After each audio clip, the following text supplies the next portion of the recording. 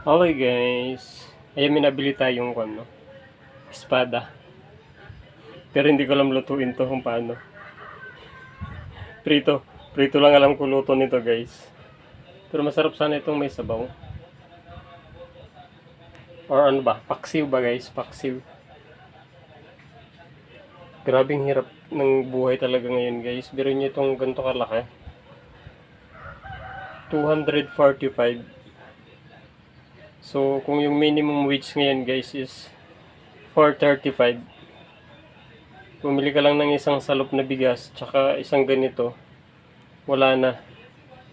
So paano po yung iba nating gastusin, ano, like yung kuryente, ano pa yung mga bayarin natin, ano. So sobrang kulang talaga kapag um, yung kita mo lang is 435 every day. Eh ako wala akong income guys, ano.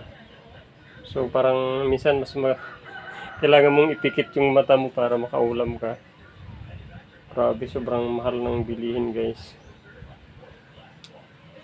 Siguro titipirin natin ito for 1 week.